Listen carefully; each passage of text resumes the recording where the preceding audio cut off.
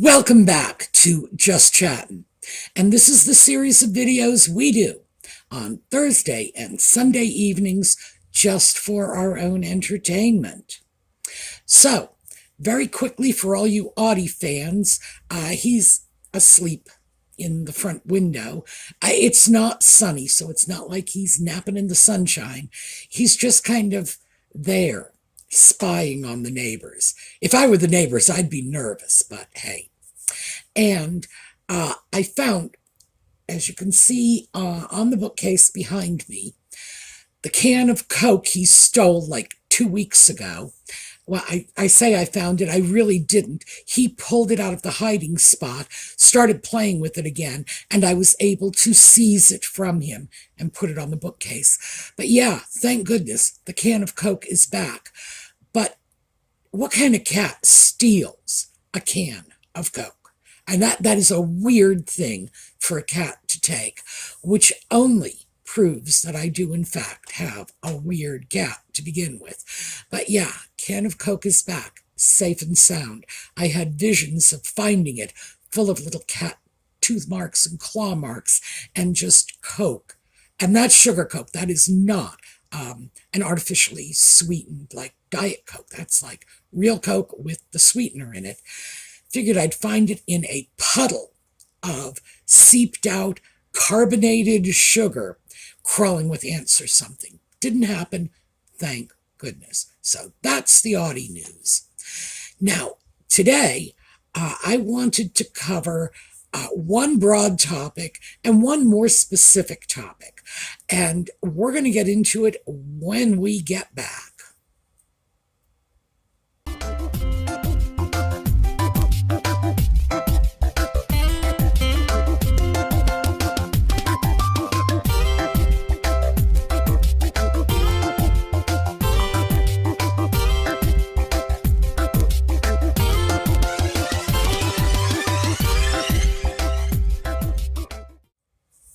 So we're going to start with the broad topic. And I found a great article in Mercury News. That is a publication out of California, San Jose, I think. And they do a lot of interesting work because they have local San Jose reporters and columnists who take their news largely from the national and international sources, like Associated Press, where they just throw the story out and then people are free to print it. And they will put their own unique spin on it. And in this case, the story is by a woman named Martha Ross, and she took a look at the sock puppet and Nutmeg, and let's see, the title is Harry and Meghan's Reported Super Bowl Appearance Likely to Fuel Theories About Harry's Quick Trip to See Sick Father. That was a mouthful. But what she's looking at is the Super Bowl in relation to the visit that the sock puppet recently made. 26 hours, photo op, all about him. I covered that in the last video.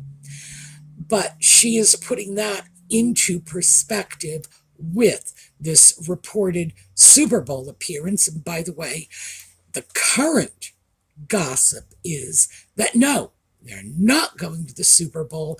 They're going to the Invictus games instead in Canada. Sincerest sympathies to my Canadian friends. I know you were probably dancing a happy dance of joy when you got rid of them back in 2020. Well, they're back. So she was looking, Martha Ross, sorry, I shouldn't just up and say she. Martha Ross was looking at these events in context with each other. And I thought she had a very good take on it. The article is short. It runs about 7 minutes. And because Mercury News does audio recordings of their articles, you're not going to have to listen to me stumbling through it. It's going to be read for you. And I thought we'd take a look at that and then come back and talk about a couple of the points she raises. But what she does in the article is provides a very neat encapsulation of all of the various threads that are appearing currently in the mainstream media, in particular about the sock puppet's visit to King Charles. So here you go. Harry and Meghan's reported Super Bowl appearance likely to fuel theories about Harry's quick trip to see sick father. It shouldn't come as a surprise that Prince Harry and Meghan Markle could reportedly attend Sunday's Super Bowl, given that Harry was in Las Vegas Thursday night, surprising the crowd at the NFL honors by turning up on stage to present the prestigious Walter Payton Man of the Year award. It makes sense that Harry would stay on in Vegas, maybe go to some Super Bowl parties and then attend the big game, watching the San Francisco 49ers battle the Kansas City Chiefs, as the Daily Mail reported, citing Fox News. According to these reports, Meghan would fly in and join him at some point during the weekend. But another report from Page 6 said that the Duke of Sussex wasn't going to stay around in Las Vegas and that he and his wife would skip the Super Bowl, because they were busy preparing for their trip to Canada for their Invictus Games opening event next week. Whatever happened Sunday, Harry's evidently pre-scheduled appearance at the NFL Honors Thursday night raised questions about his very quick trip to London 2 days before to visit King Charles III, who has been diagnosed with cancer. Though somewhat estranged from his father, Harry traveled all the way across the Atlantic and back, 5,000 miles each way, to have what turned out to be a 30-minute audience with his father. Since it was learned that the Duke of Sussex spent barely any time with the king and didn't see any other members of his family during his visit, especially his brother Prince William, people began to wonder why he felt the need to rush over and stay only 25 hours in London. After all, Harry could have perhaps surmised that there was no need to rush to see his father in person this week, given reports that the cancer was caught early and was said to be eminently treatable, the Daily Beast's royal reporter Tom Skye said. Suspicious minds began to ponder the possibility that Harry made the trip to gain some positive PR, according to the Daily Beast and another report in the Daily Mail. Indeed, the Duke's representatives let the media know he was on his way to the UK, shortly after Buckingham Palace publicly announced the King's diagnosis on Monday evening. By hopping on a plane and racing to the UK, Harry could cast himself as the dutiful, concerned son, despite openly criticizing his father and other family members in his book, Spare, the Daily Beast said. The PR theory gained traction, according to the Daily Mail, after Harry turned up at the NFL Honors Thursday night. He donned a dapper black tuxedo and cracked jokes about Americans stealing rugby from the English, before presenting the service-oriented award to Pittsburgh Steelers defensive lineman Cameron Hayward, who was both shocked but delighted to see the Duke. If nothing else, Harry's appearance at the NFL Honors shows that he was on an extremely tight schedule all week and couldn't have spent much time with his father in any case, even if the king had asked him to stay on for a few days, in the interest of healing their relationship. According to one theory, it's also possible that Harry wanted to make sure to be seen as caring son, before he turned up in Las Vegas at the NFL Honors. One critic wrote on X, the Daily Mail reported, "If Prince Harry hadn't jetted to London for that 30 minutes with his father, then the first images of him after the King's cancer diagnosis would have been of him enjoying glitzy Super Bowl festivities." If the trip wasn't a PR move, the Daily Beast quoted royal family friends who accused Harry of acting like an impulsive teenager in a reality show, or of creating unnecessary drama and making it all about himself. The announcement Monday that Harry was rushing to get to London also raised public concerns that Charles' cancer might be advanced and that he was at death's door, a longtime friend of the family told the Daily Beast. The friend also said, "It created panic at the worst possible moment." While royal author Robert Jobson wrote that Harry's trip could have been well-meaning, he said the Duke also didn't appear to ask anyone whether it would be convenient for his father to receive his visit at this early stage of his cancer treatment. Perhaps Charles was genuinely touched by his son's announcement that he was coming to London, and was eager to see him, Jobson said. Or, the king also may have felt that he couldn't say no given the distance his son traveled, even though such a visit could be emotionally charged for both of them, given their strained relationship. Fueling the idea that Harry rushed to London unbidden were reports that the renegade royal kept Charles and his wife, Queen Camilla, waiting, as Jobson wrote. Charles and Camilla were packed and ready to get on a helicopter to fly to the royal family's Sandringham country estate, where the king was expected to rest after undergoing a hospital procedure the day before. But their majesties were left kicking their heels at Clarence House, their main London home, while they waited for the errant younger son to appear, Jobson wrote. The Times of London quoted courtiers who also said that the king was tired from his previous day's hospital procedure. Yet, he took an audience with his son, who reportedly arrived under police escort after arriving at Heathrow Airport.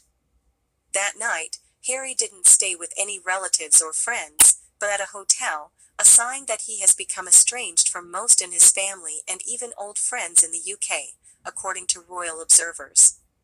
The trenchant criticisms and suspicions of Harry's motives reveal the persistent depth of mistrust when it comes to the Duke among some of the inner circle of British society, Sykes, of the Daily Beast, wrote.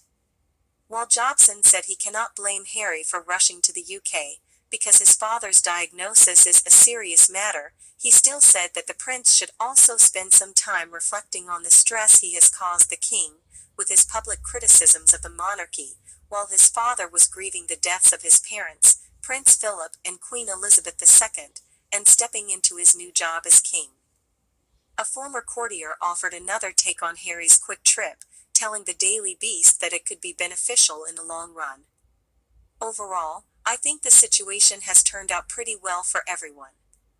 Getting those two in a room together for half an hour is actually a remarkable achievement, and it sends all the right messages of forgiveness and reconciliation without rolling out the red carpet.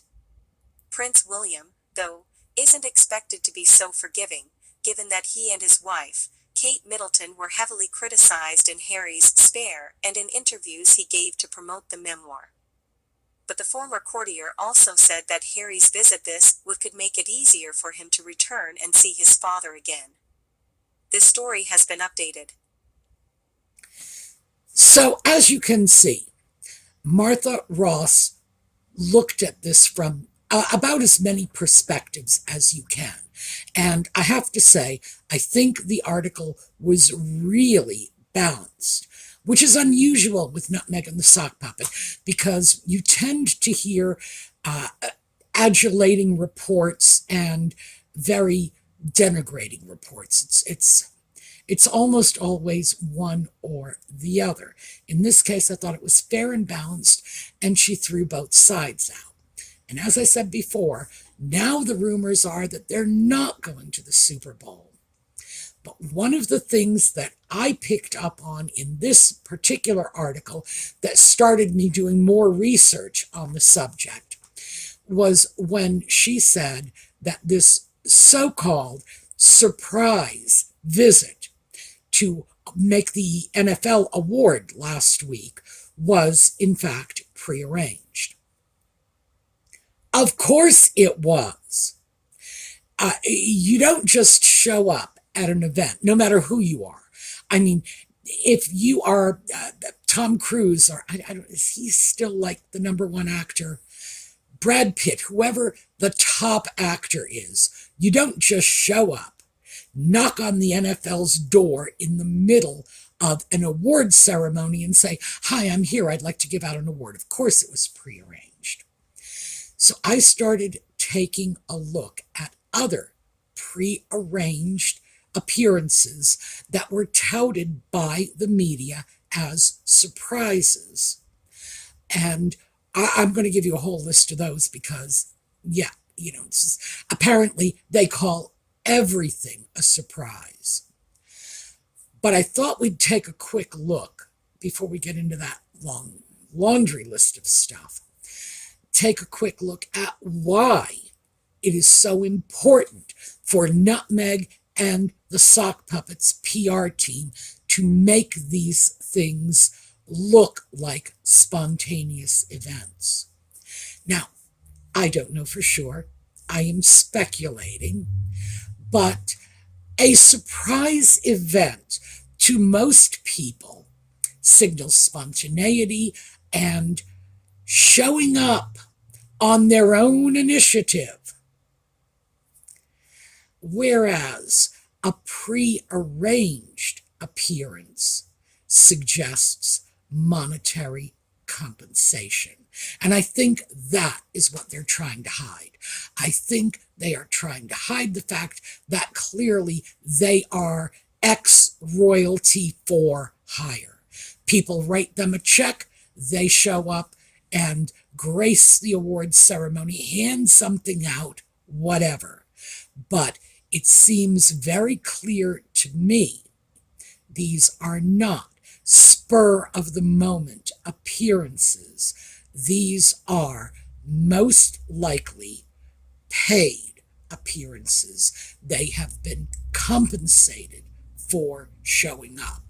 So let's just take a look. I think I have something like 6 of them just in the past 6 months. No, my apologies. I have 5 of them in the past 6 months that were listed as surprise appearances.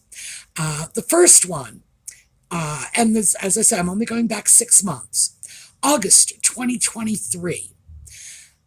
Nutmeg and the Sock Puppet apparently made a phone call to someone, appeared to be a young woman, about cyberbullying, which is, gosh, given the extent to which their fan base cyberbullies everyone in sight, right down to the little tiny Cambridge children, that is really, really rich.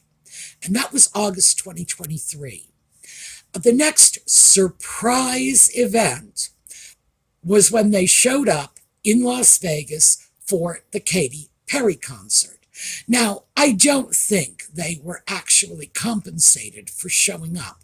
I think that was simply their own publicity stunt, because Nutmeg seems to have a long track record of getting secondhand clout by associating herself with A-list celebrities in any way she can. And I think this was just Nutmeg up to her old tricks. Nevertheless, that was touted as a surprise appearance. November 2023, they show up at a hockey game in Vancouver. Now, I have no idea if that was the same sort of Katy Perry concert sort of thing, but yeah, just showed up. Next up, January 2024, the movie premiere in Jamaica. No, they didn't just show up to this. This was a planned event. Clearly, somebody invited them, possibly paid them to show up. But you notice they weren't in the LA premiere, it was the Jamaica premiere. So it's very likely that someone in Jamaica was writing the check. And then next, it was the football awards in Las Vegas. So what we have is this history. And by the way, if you go back even further, that Salute to Freedom Gala, we all remember it. That's where Nutmeg wore that ghastly red dress. I don't even know what to say about that. Nobody does. That was clearly not a surprise appearance. That was clearly a planned appearance. And once again, very likely they were compensated for it. So I am starting, and this is recent, by the way, I haven't worked on this for a long time. I am starting to piece together a theory about these so-called surprise appearances, in fact, being a few surprise appearances that are genuine, but mixed in with paid appearances in order to disguise the fact that they are the new rent-a-royals.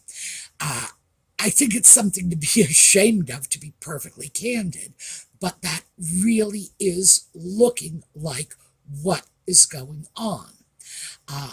will also say that I'm not surprised they're not showing up at the Super Bowl, because there's no way they would be given top dog billing when Taylor Swift is going to be there. That's just not going to happen.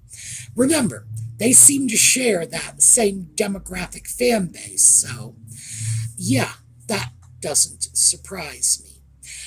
I am not surprised either that they are going in to curse the Invictus game with their presence once again. The part that does surprise me is that Invictus is okay with this after all of those news stories about the games hemorrhaging money, largely because of the multi-$1,000 a night hotel suites that have to be provided for Nutmeg and the sock puppet, and the multi-$1,000 wardrobe that has to be provided for Nutmeg. I'm surprised that they have not divorced themselves from, the ex-royals of Montecito, which would not be unreasonable given the fact that the sock puppet's association with Invictus was something that took place when he was a member of the royal family and back in the UK. At this point, this is fundamentally a UK-based charity. The sock puppet is in the US. He is no longer a royal.